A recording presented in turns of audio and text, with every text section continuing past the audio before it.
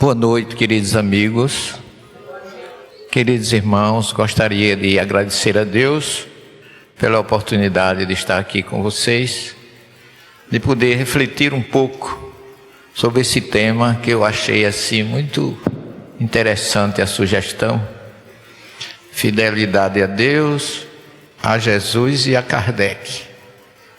É um tema muito, mas muito especial, porque existe um grande mestre, existiu, já está no mundo espiritual, que ele dizia, ele fazia 3 afirmações curiosas. Ele dizia assim: Deus é um grande desconhecido dos homens, Jesus um grande desconhecido dos cristãos, e Kardec um grande desconhecido dos espíritas.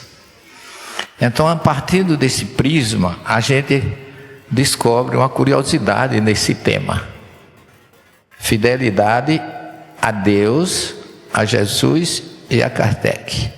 Eu faço uma pergunta: vocês acham que Deus é fiel a nós? Jesus é fiel a nós? Kardec foi fiel na sua missão?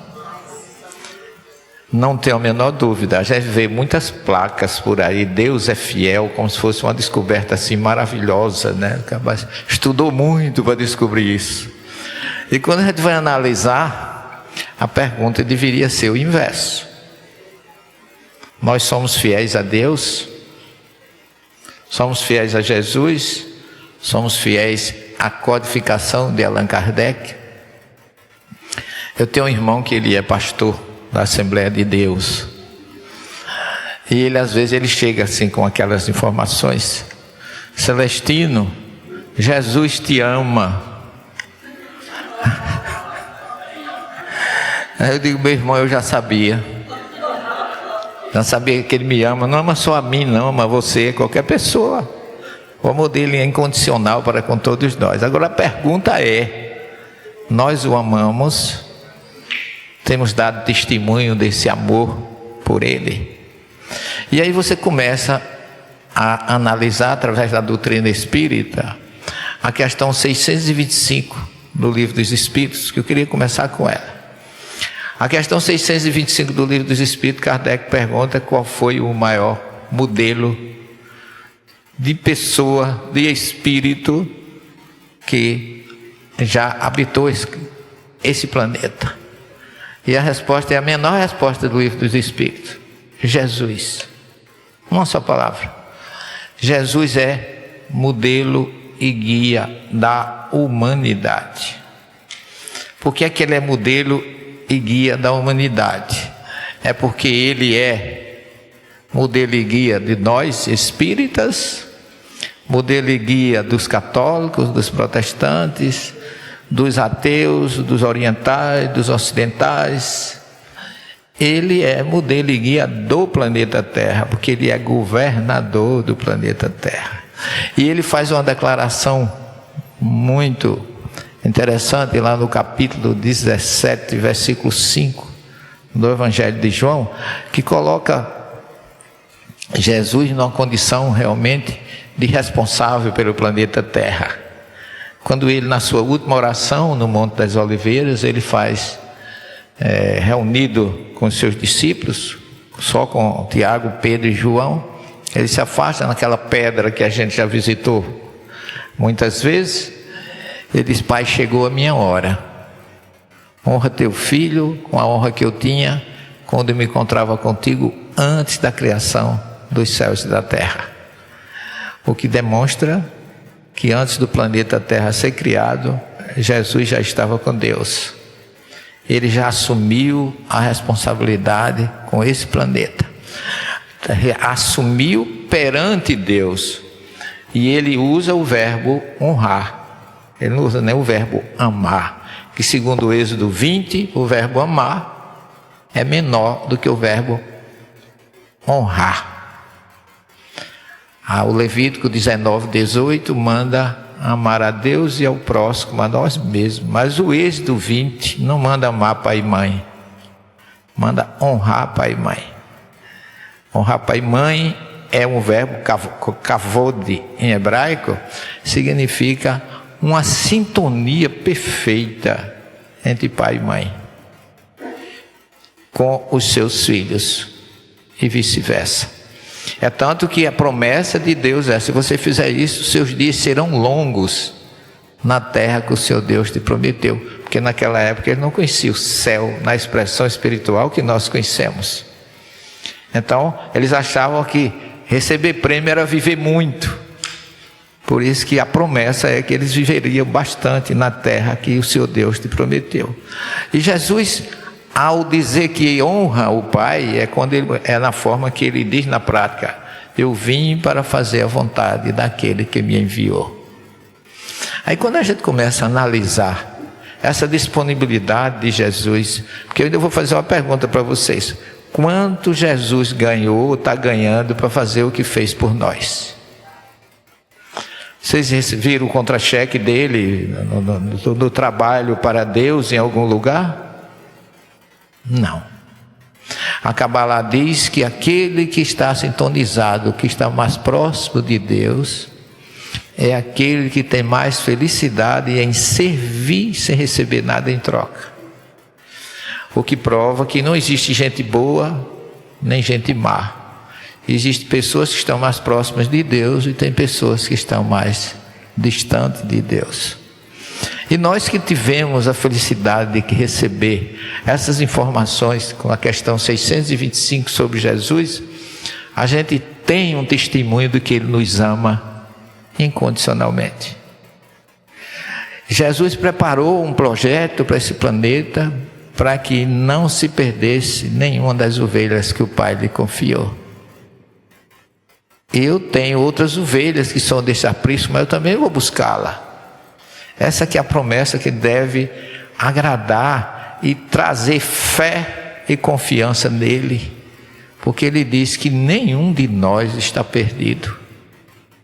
Ele não tem essa história de privilégio. Ele deixou o roteiro. E quando você vai analisar, imagina, Emmanuel coloca assim de uma forma bem magnífica, dizendo que antes mesmo da terra ser criada, Deus já tinha escolhido uma pleiade de espíritos superiores que são responsáveis pela formação da vida nas diversas regiões habitadas dessas galáxias e de outras. Eles trabalham pela promoção e formação da vida. A Terra, para ter condições de vida, ela teve que ser colocada num eixo gravitacional de tal forma que o seu movimento permitisse, com uma chocadeira que existe, chamada satélite da Terra, que é Lua, que se a Lua não tivesse a posição que tem, se a Lua não tivesse a velocidade que tem, a distância que tem da Terra, não tinha vida no planeta Terra. A ciência vai mostrando que tudo é perfeito na obra de Deus. Tudo é perfeito. Agora, tudo isso, pessoal, para uns marmanjos como nós,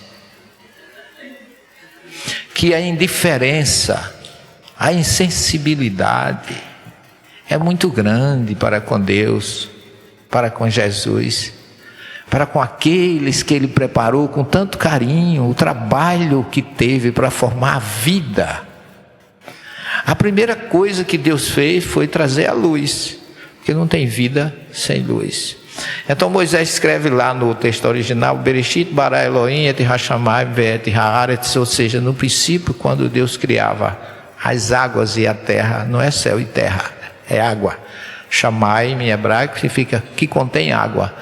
Porque no versículo 2 ele diz que o Espírito de Deus pairava sobre a face das águas. Se não tinha água ainda, como é que foi?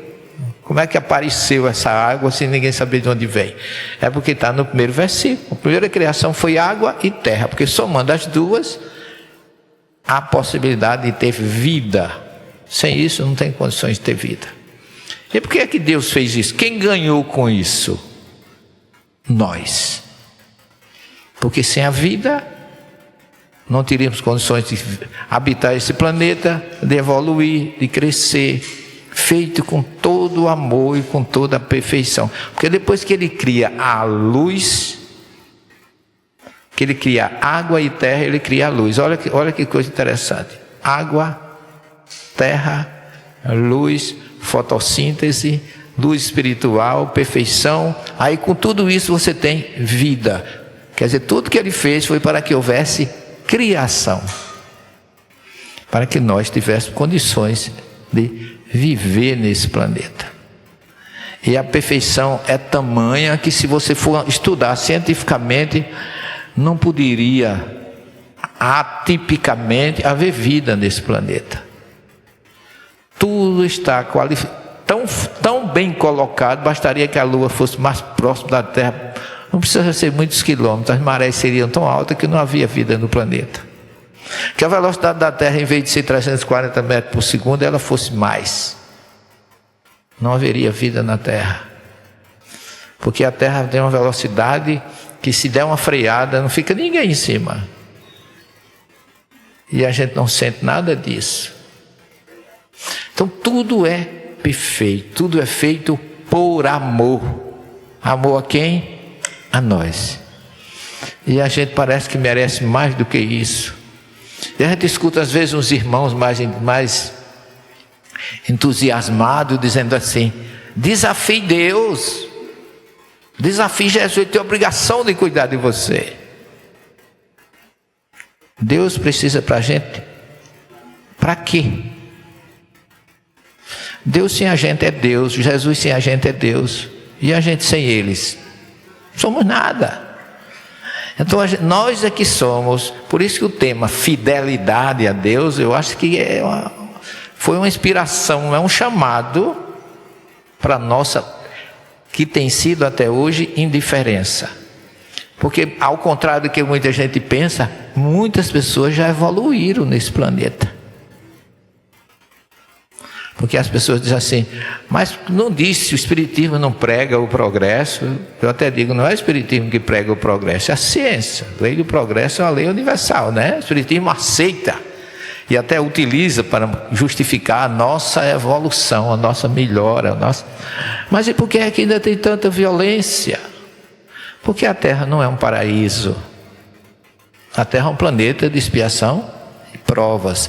A Terra, diz Salomão no livro Eclesiastes, geração vai, geração vem, e a Terra permanece a mesma, porque a Terra é um presídio. No presídio, quem é que chega no presídio? São os anjinhos da sociedade? São aqueles que faliram, são aqueles que erraram, são aqueles que precisam ser corrigidos. Só que aquele que é preso, que é sentenciado, cumpriu a sua pena, ele faz o quê? Ele vai embora. Então os que evoluíram aqui já foram embora. Tem muita gente que evoluiu. E nós espíritas temos muitas vezes a pretensão de, até com uma certa autoridade, que eu não sei de onde vem, dizer assim: nós somos os trabalhadores da última hora. Como se aquele fosse um privilégio, né? Eu acho que a gente deve dizer: nós somos os preguiçosos da última hora. Porque a gente já passou por Moisés, por Jesus. Estamos aos 45 segundos do segundo tempo e achando que é importante. Não tem mais oportunidade. Quem teve oportunidade de viver aqui, teve. Quem não tem, não vai ter mais. Aqueles espíritos de alta periculosidade, inferiores, não vão mais ter condições de reencarnar. A transição já começou. E a gente fica perdendo tempo, às vezes, com coisas. Não, amanhã eu vou.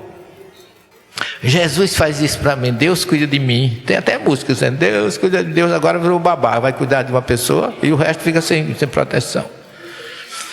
A gente tem que entender que há uma justiça em todo esse processo, uma equidade, uma igualdade científica e justa. Deus não tira de A para dar a B, nem vice-versa. A lei de a causa e efeito é universal e é perfeita. E a gente deve aproveitar enquanto pode. Porque Jesus, quando ele faz esse projeto, que ele recebe de Deus, ele envia Abraão, Isaac, Jacó, os profetas, para nos alertar, porque os profetas foram os primeiros grandes médios da Bíblia, mas já existiam médios antes dos profetas bíblicos. Se você for estudar religiões como Mircea Eliade, com Joseph Campbell e outros grandes estudiosos, você vai encontrar que as primeiras religiões do planeta, que chamavam religiões tribais, os seus líderes eram médios e que eram chamados de sacerdotes. E aquelas religiões se respeitavam os sacerdotes mais do que os chefes guerreiros das tribos, que os próprios chefes guerreiros obedeciam os sacerdotes. Sabe por quê? Porque a mediunidade é um canal que leva, de uma certa forma, a noção de imortalidade da alma. E Jesus queria que isso chegasse a gente de uma forma que a gente pudesse entender. Que a gente não vem aqui passar uma chuva, uma eternidade, vem passar uma chuva, depois volta. Isso aqui é estágios diferentes. À medida que você vai superando, você vai passando para estágios mais superiores. Depois sai daqui e vai para um planeta que ninguém precisa pagar imposto de renda, fechar a porta, ter medo de ladrão, ter medo de corrupção. Não tem. Eu sonho todo dia com isso. Ai meu Deus, quem dera que eu adormecesse e acordasse no mundo regenerado, hein, gente? Que era uma beleza, né? Oh, maravilha, não precisava nem botar porta nas casas, era tudo paraíso terrestre na expressão da palavra. Mas a gente marcha para isso, é só querer. Uns menos, outros mais rápidos, mas todos chegarão lá. Porque a gente nem sempre se lembra de reconhecer isso e agradecer a Deus. O que estamos fazendo com tudo que recebemos. Porque Jesus, depois que viu Abraão, Isaac e Jacó, antes de Abraão, Isaac e Jacó, ele recebeu uns professores nossos de tecnologia e ciência, exilados de um planeta chamado Capela, que vieram para nos ensinar tecnologia, agricultura, porque a gente morava nas cavernas, roía osso, lutava com os dentes. Aquela teve uma guerra, era de mordida. O homem tinha naquela época, eu não sei se Lisete se lembra, que a gente aprendeu na universidade, no nosso curso de odontologia, que o homem primitivo tinha 42 dentes. Porque usava muito a mandíbula, era bem desenvolvido para poder sobreviver. Vivia em caverna, tinha que lutar, tinha que fugir. E a guerra era em Mardina, era cada mordida, não tinha orelha de gente que escapasse, né? E à medida que a tecnologia foi chegando, os capelinos foi ensinando, foi inventando o ralo, o moinho. Isso vem dos sumérios, dos babilônios, que foram os primeiros povos que Jesus utilizou para, além dos sacerdotes tribais, nos trazer a noção de imortalidade da alma. A epopeia de Gilgamesh fala isso muito bem. A história de que ele não acreditava que ninguém morresse. Ele foi caçar com Enkidu, seu companheiro de caça, e o companheiro dele morreu durante a caça. Ele ficou apavorado e foi procurar a imortalidade. Foi Nafstin, seu mestre espiritual, que foi falar que o corpo morre, mas a gente pode continuar. E isso acresceu com a chegada dos egípcios, que aí sim, esse foi que incentivaram mais ainda. Emmanuel disse que as pirâmides nada mais são do que monumentos à imortalidade da alma, que os egípcios construíram para a sua crença num julgamento final, onde eles iriam ressuscitar no mundo espiritual. Quer dizer, a noção de reencarnação já estava ali, e que nós recebemos através do povo hebreu de lá, com o profeta Daniel. Então nós temos um recado imenso de informações que a gente tem que agradecer a Deus, porque tudo é milagre da vida. E Jesus mandou esse povo todinho, e depois ainda mandou Moisés para libertar a escravidão. É aquela história todas que vocês conhecem, trazendo, como diz Emmanuel, das mãos dos emissários do Cristo. Moisés recebeu no Sinai os 10 mandamentos, o maior código de justiça e moral da humanidade. Ali está tudo. Se você olhar lá no diálogo de Jesus com o rico, lá no Evangelho, o que é que eu tenho que fazer Quando Jesus diz, vende tudo que tem, dá aos pobres, que é o que te falta. Mas o que é que eu tenho que fazer? Não mate, não roube, não adultere. Jesus não usou nada do Evangelho, usou o que tinha na primeira revelação. Porque ainda não tinha chegado a sua mensagem que a gente conhece do Evangelho. Que ele já veio trazer, sabe por quê? Por misericórdia, porque a gente não merecia não. Porque ainda hoje nós estamos na terceira revelação. Quem é que cumpre a primeira? Não mate. Liga a televisão às 5 da tarde que o sangue vai escorrer pela tela. Não roube. Ninguém fala mais de roubo pequeno não. Ladrão de galinha saiu de moda, né?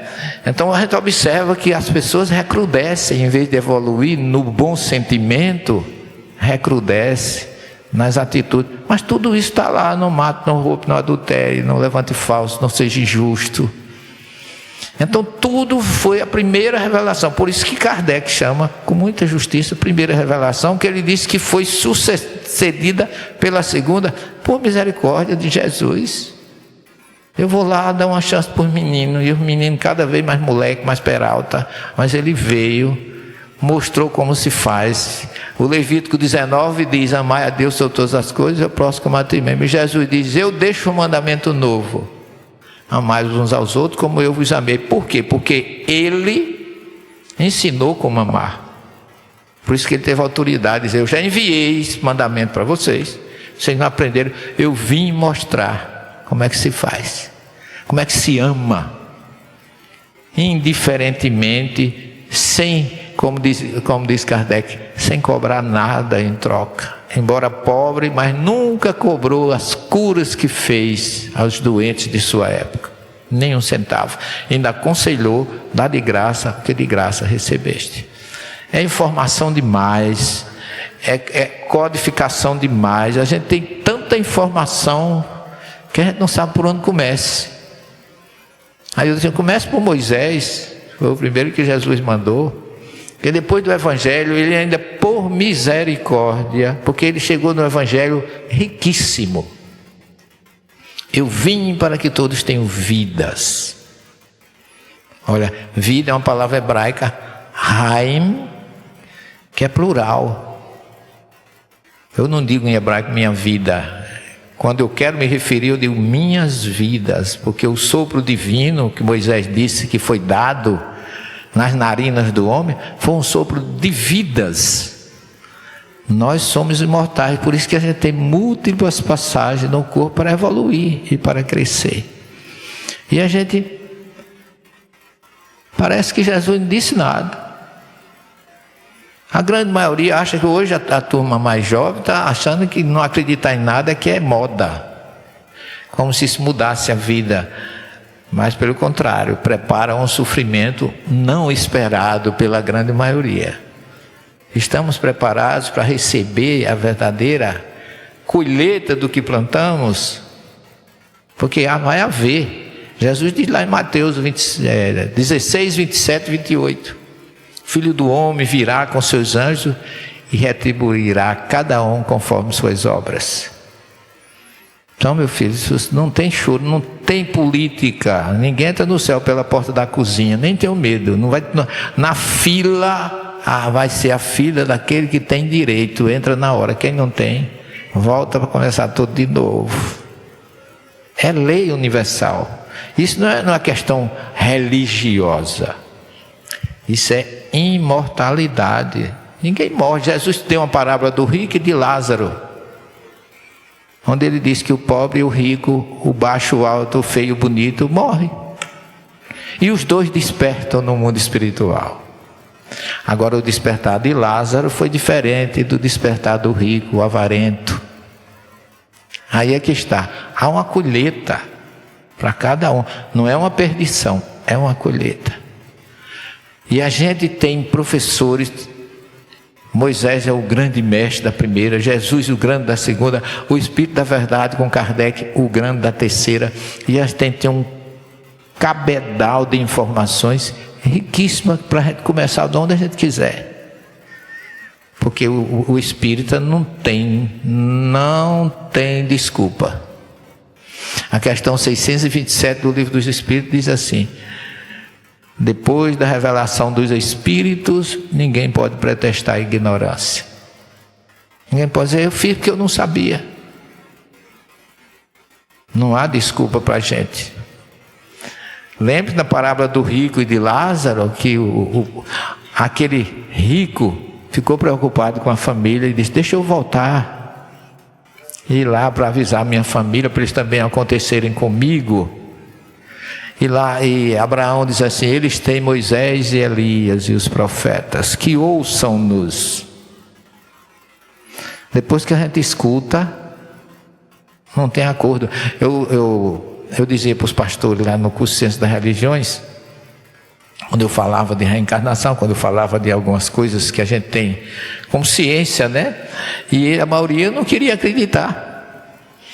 Aqueles que ficavam assim meio incomodados, né? Os branquinhos ficavam mais pálidos, os morenos ficavam roxeados, mas você ficava trocando de lugar na cadeira, e aí daqui a pouco chegava um que se arvorava a cruzar os braços e ficar de banda. Quando cruza os braços, fica de banda, se prepara que lá vem meia bomba, né? Ele olhava e dizia assim, professor, é obrigado a gente acreditar no que o senhor está dizendo?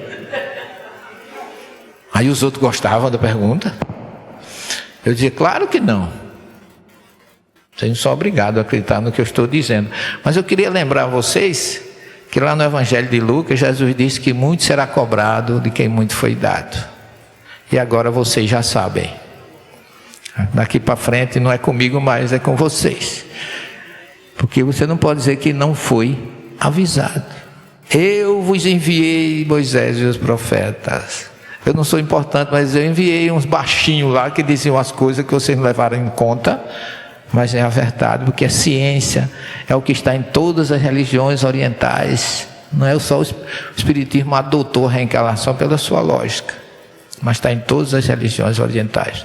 Então Jesus mandou chance demais, ainda enviou um outro Consolador para relembrar o que ele disse, ensinar coisas novas e seguir a ciência. O que nos falta para ser fiéis a Deus, a Jesus e a Kardec? A gente aprende tanta coisa interessante. Quem trabalha nessas questões da vida, a gente trabalha em obras sociais, e eu já tive cada experiência curiosíssima. Quando eu morei 10 anos no Cristo, junto de um ambiente assim de pessoas de muita carência, e eu fiz amizade com aquele povo, a gente distribuía muita coisa com ele, remédio, aquelas coisas todas, e as pessoas começam a ter uma certa confiança na gente, aí começa a ser consultor. Aí eu sei que a cesta básica é dizer para o necessitado que a gente acredita que ele existe, porque a maioria passa indiferente, são excluídos ou esquecidos da sociedade. Então a cesta básica é aquele, olha, eu estou dizendo para você que para mim você é importante, você existe. Esse é o grande mérito. Mas às vezes a gente, no meio de ambientes assim, você conhece pessoas que acabam sendo seus professores. Eu conheci uma senhora, o marido alcoólatra, um neto deficiente visual, ela cuidava dentro de casa, ela vivia de catar papel, num carrinho de mão, garrafas e vidro para vender, para cuidar dos filhos, dos netos, uns envolvidos com problema. Olha, uma pessoa, mas ela era uma mulher de uma luz impressionante. O marido morreu na sarjeta, alcoolizado, foi achado morto, e ela não tinha dinheiro para enterrar o marido. Ela alugou uma amiga que emprestou o nome para ela comprar o caixão, porque ela não tinha nenhuma condições. E eu fiz uma campanha com os amigos, que gostava muito dela, né? Eu vou chamá-la de Dona Lourdes. E eu disse, Dona Lourdes, vamos ver o que é que eu faço pela senhora. Aonde é que está a sua conta? Era lá na Rui Barbosa, ali na torre, perto da associação da gente ali, da BO. Ali tinha uma funerária, ali ela tinha feito a continha dela, eu fui lá, paguei a conta, peguei o papel e fui todo eufórico, a feliz da vida, entregar o papel. Quando eu cheguei lá, eram as 11h30 da manhã. Ela estava chegando da rua com um paninho na cabeça, ela era muito alva, corada, parecia um camarão, tomando remédio para pressão, naquele sol quente. Eu olhei nos pés, o par de sandália japonesa da Havaiana, uma amarela e outra azul, duas cores diferentes. E ela fez maior alegria quando me viu. Dona Lourdes, olha, eu estou feliz. Está aqui a sua conta está paga. Está aqui o seu. Saldei a sua conta. Oh, seu Celestino, seu Severino, como você chama. Que coisa boa, Deus lhe abençoe. Agora eu queria que o senhor me desse um conselho. Eu tenho uma oração ali na minha comunidade, com as amigas e com os colegas. Eles também me deram uma ajuda para enterrar meu marido. O que é que eu faço com o dinheiro que eles me deram, se o senhor já pagou minha conta? Aí eu olhei para aquela mulher que não tinha nada na vida. Mulher, compra um par de sandália para você e um vestido. Ela olhou para mim e disse assim: o senhor acha isso certo? Matou-me. Porque eu olhei para ela assim e fiquei pensando: meu Deus, os políticos tiram de um bolso, botam não sei aonde, tiram da saúde, botam na doença, tiram não sei de onde, botam não sei para onde. Por que ela não podia pegar aquele dinheiro e comprar um vestidinho para ela, uma sandalinha mais enquanto ela achou aquilo desonesto? E eu, depois dali, quando eu vou fazer qualquer coisa, eu sou autocrítico comigo. Mas quando eu vou, qualquer proposta para mim, eu digo: será que Dona Lourdes aceitava? Porque a partir dali ela passou a ser a pessoa, virou referência na minha vida. Uma senhora analfabeta, viúva de um alcoólatra, que com honestidade criava os filhos e os netos. São professores que Jesus coloca na vida da gente. E quantas pessoas que estão do nosso lado e que a gente não nota. Eu conheci uma história interessante de um pedinte que vivia num conjunto residencial, numa cidade bem periferia. Era quase na beira de uma mata que terminava a rua onde ele passava, sempre pedindo esmola àquelas pessoas. Todo mundo conhecia ele. Ele saía de casa em casa pedindo esmola. E tinha uma senhora lá que ele sempre parava na casa dela, conversava com ela, mas ele rodava, pegava papel, pegava aquelas coisas e sempre parava na casa dela. E depois de quando foi uma semana, passou um dia, ele não apareceu. Ela estranhou, porque ele vinha todo dia. Passou 2, ele não apareceu. E ela sabia que ele morava numa casa abandonada, já assim, mais ou menos um quarteirão dentro da mata. A casa não tinha porta, não tinha nada. Ele usava só para não dormir na chuva, toda cheia de folha. Era ali que ele passava as noites da sua vida. E quando ele não apareceu, ela ficou preocupada e chamou um rapaz que trabalhava com ela e disse: vamos procurar seu Paulo, que ele não apareceu. Faz 3 dias que ele não apareceu. Quando ela foi chegando perto da casa, sentiu um mau cheiro. Ele tinha desencarnado, abandonado naquele lugar. Ela providenciou o enterro e a casa era folha seca só, toda lixo, que era para todo lado. E ela chamou, depois que providenciou o enterro e tudo, chamou o funcionário, mandou varrer aquela folhagem toda e descobriu que no fundo da sala tinha uma caixa de cimento, como se fosse uma tampa de esgoto. Aqui não passa esgoto, ela pensou. Não passa esgoto. E que caixa de esgoto é essa? Aí ela chamou o funcionário com um martelo, com uma talhadeira, mandou abrir. Era uma mochila cheia de joias e dinheiro. E ela ficou sem entender aquilo. Porque depois descobriu que uns bandidos tinham feito um assalto e esconderam a caixa ali, depois foram presos e mortos e nunca mais vieram buscar. E seu Paulo dormiu 25 anos em cima daquela caixa, mendigando todos os dias. É uma história diferente, esquisita. É uma história real, mas é uma história que mostra também que nós temos muito tesouro na nossa vida, que dorme conosco, vive conosco, e a gente não dá o valor que merece. Só depois que perde é que a gente descobre. Então, é o marido, é a mulher, é o sobrinho, é o tio. Às vezes é uma pessoa que vive dedicada totalmente à família. Ninguém valoriza, ninguém dá a atenção que merece. São pessoas, gente, colocadas na nossa vida para nos auxiliar. São os nossos professores diretos. A gente que conhece a reencarnação, a gente sabe que Jesus envia recados para a gente de todos os tipos e em todos os momentos. Ninguém está aqui por acaso, nem eu, nem vocês. Nós estamos em busca de alguma coisa. Está todo mundo lá fora.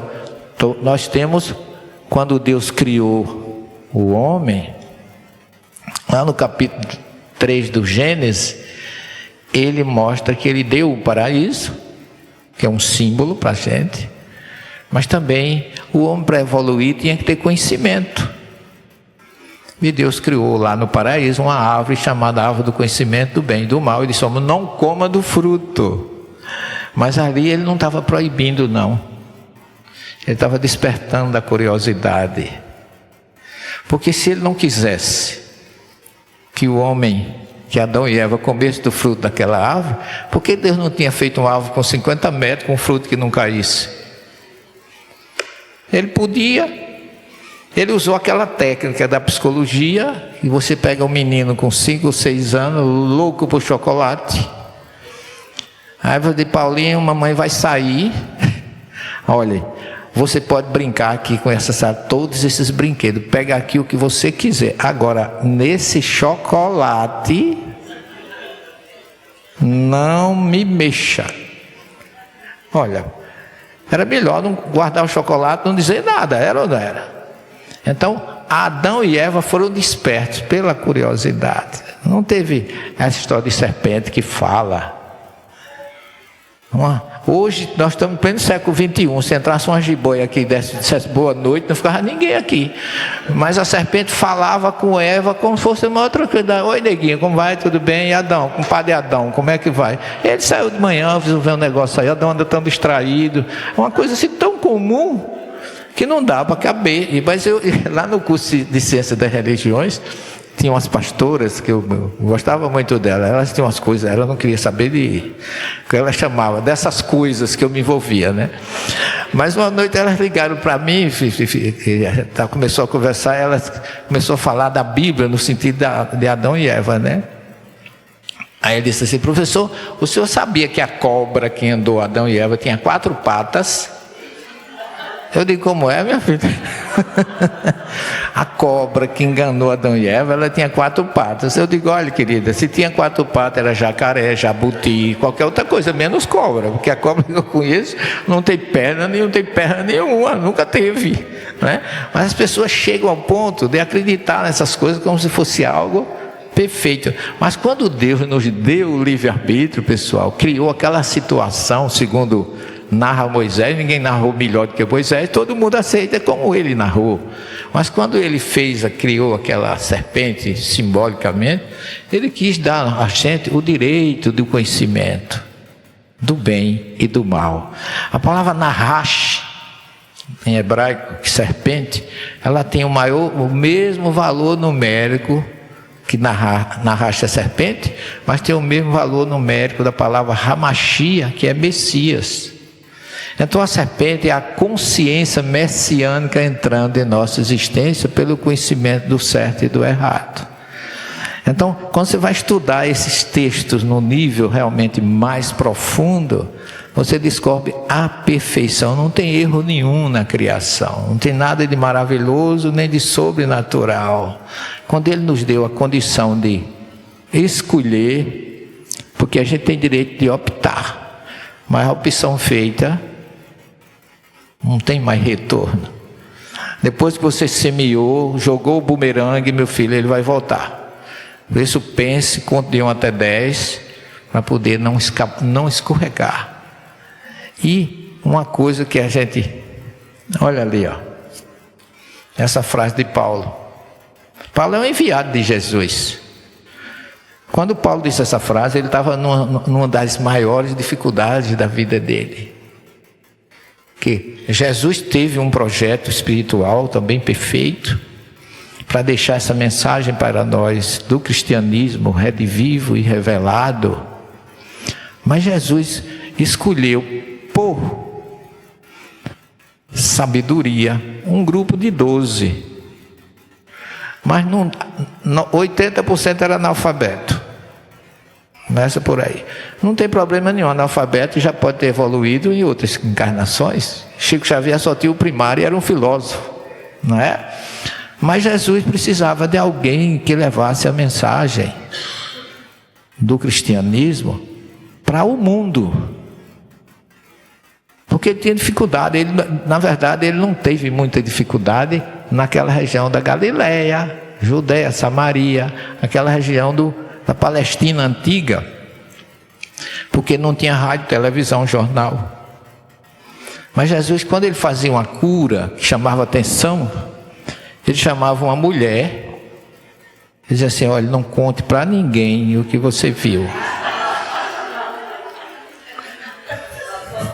Meia hora depois, a Baixa Galileia, a Alta Galileia, a Samaria, a Judeia, já sabia. Você, não, nada pessoal, eu gosto, as meninas são inteligentes, Jesus sabia como usar a inteligência dele. E eu não estou exagerando não, observe, leiam a ressurreição. Pronto, vá lá na ressurreição, lá em Mateus, já no último capítulo, quando Madalena chega no túmulo que encontra Jesus ressuscitado. Quando ela viu que era Jesus, Jesus disse assim: vai e conta aos meus discípulos o que tu viste e o que tu ouviste. Mateus diz, ela foi correndo, ela não foi, ela chegou lá com a língua arrastando no chão, para levar a notícia. Então eu não estou exagerando nada, né? Mas Jesus precisava de alguém que não era mulher, para levar a mensagem para o planeta. E escolheu Paulo de Tarso. Por que Paulo de Tarso? Na hora que Jesus disse para Ananias: vai à rua direita encontrar Saulo, para atendê-lo e curá-lo, Ananias se apavorou, porque Saulo era um perseguidor implacável. Mas Saulo era aquele impetuoso, intrépido, cheio de garra e disposição para defender a lei judaica. Ele não estava preparado. E por conta disso ele começou a perder na sua vida, que perdeu a sua amada, acabou sendo envolvido no assassinato do cunhado, tudo por causa de Jesus. Então ele entrou, disse: eu vou agora acabar com esse pessoal. E foi a Damasco para prender Ananias, que era o representante do cristianismo lá. Mas quando ele vai com a cabeça fervendo, aquilo era um gesto de vingança para acabar, dizimar qualquer seguidor de Jesus. Mas imagina a cabeça de Paulo como ia. O amor da vida dele acabara de morrer, que ele foi buscar consolo. O cunhado, ele descobre na hora da morte que foi ele que participou do apedrejamento de Estevão.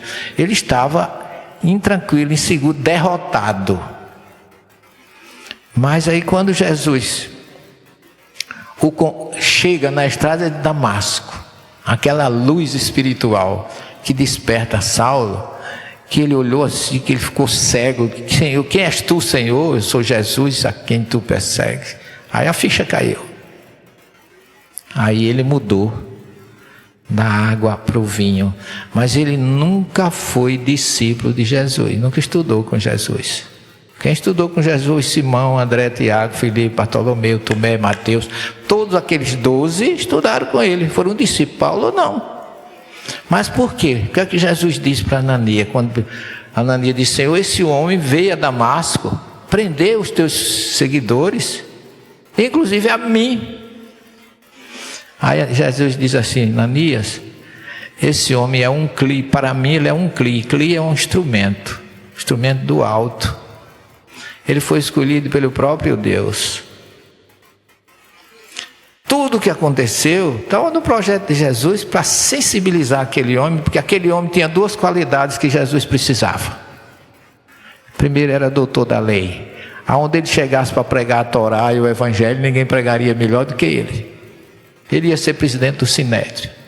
Era uma pessoa capacitada por Gamaliel. Então tinha toda a cultura, todo o conhecimento da Torá.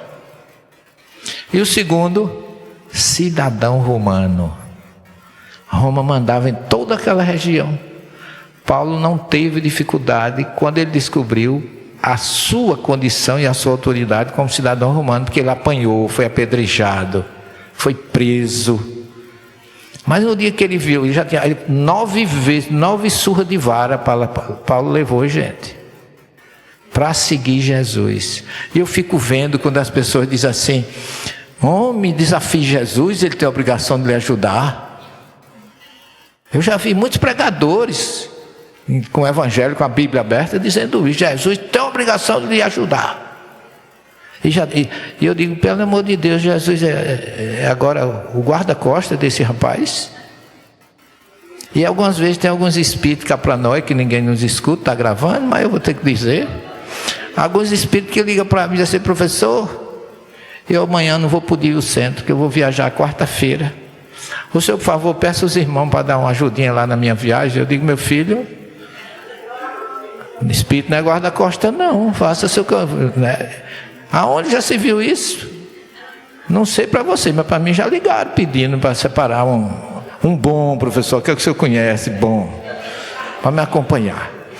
Quer dizer, Paulo não teve guarda-costas. Paulo sofreu, foi apedrejado, e ele nunca reclamou.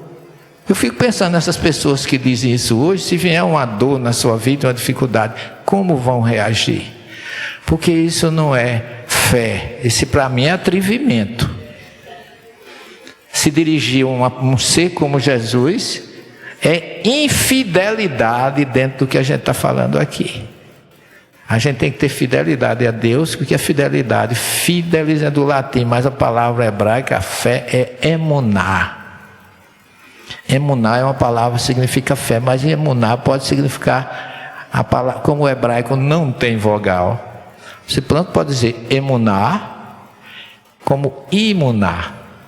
Aí vocês vão tirar as conclusões. Porque quando eu digo que eu tenho emuná em alguma coisa, eu tenho confiança, eu acredito. Mas quando eu falo imunar é exercício do bem em favor dos que me cercam. Aí a fé já muda de figura. Deixa de ser simples crença para ser ação. Eu faço porque eu tenho fé. Eu sirvo porque eu acredito que Deus me permite ajudar e servir aqueles que nos cercam. Então esses conceitos nós temos que refletir sobre eles como espírita, porque a gente conhece a lei de causa e efeito, a semeadura e a colheita. A gente conhece através da reencarnação que tudo que Deus permite, porque os espíritos dizem que a primeira letra do verbo divino é amor, a segunda do alfabeto divino é reencarnação. A reencarnação nivela tudo, gente. O rico de ontem é o pobre de hoje, e vice-versa, mesmo do ponto de vista material, porque o rico espiritualmente nunca mais vai ser pobre. Chico Xavier dizia assim: eu conheço muita gente muito rico, com muito dinheiro, mas é tão pobre, porque é escravo do dinheiro. Jesus nunca condenou a riqueza, condenou aqueles que se tornam escravos da sua riqueza. Feliz o homem que não põe esperança no dinheiro, que acumula tesouros do lado de lá, onde a traça não corrói e a ferrugem não destrói. Então é assim que a gente tem que trabalhar com relação ao que Jesus nos coloca frente à doutrina. Como é que está a nossa conduta perante todas essas misericórdias que a gente recebe. Mas quando a gente precisa colher, ou melhor, quando a gente plantou, a colheita vem. a misericórdia vem, a oportunidade vem. Por isso que trabalhemos. Não esperemos que os outros nos sirvam. Jesus, na última noite, na última festa da sua vida, festa que comemorava a libertação do povo hebreu da escravidão do Egito, ele lava os pés dos seus discípulos. Lavar os pés naquela época era um ato comum, porque Jesus não andava de carro que não tinha, de Uber que não tinha, moto também não tinha, ou era jumento ou a pé. Paulo caminhou 12.800 quilômetros a serviço do Cristo. Jesus caminhou naquela Samaria, Galiléia, Judéia, muitos, para lá e para cá, de norte a sul, várias viagens. E as estradas eram poeirentas, um deserto. As pessoas chegavam, aonde chegava? Chegava com as chinelas empoeiradas. Quando a pecadora vai lavar os pés de Jesus com as lágrimas, enxugar com os cabelos, que o homem ignora, disse: irmão, eu cheguei aqui e tu não me desse água para lavar os pés. Porque não tem coisa melhor você chegar cansado, poeirado, lavar os pés, botar os pés ali em cima de uma pedrinha ali e ficar só no aconchego esperando relaxar. Isso era comum. Mas quem fazia isso, aqueles que tinham condições, eram seus servos, seus escravos. Jesus não tinha servo.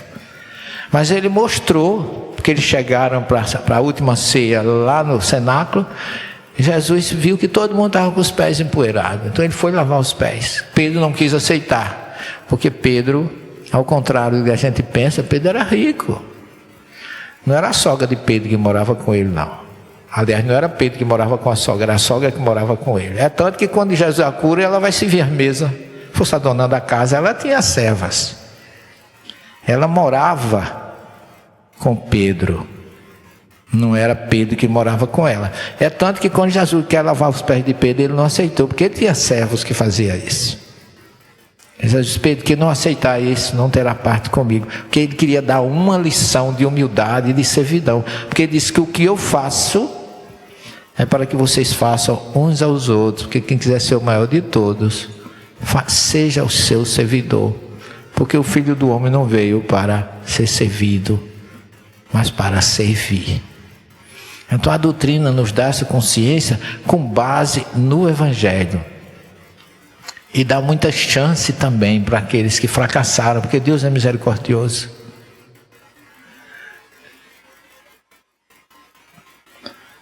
Para a gente fechar a nossa reflexão da noite, eu tenho uma historinha assim bem curiosa, bem interessante, sobre vida em família.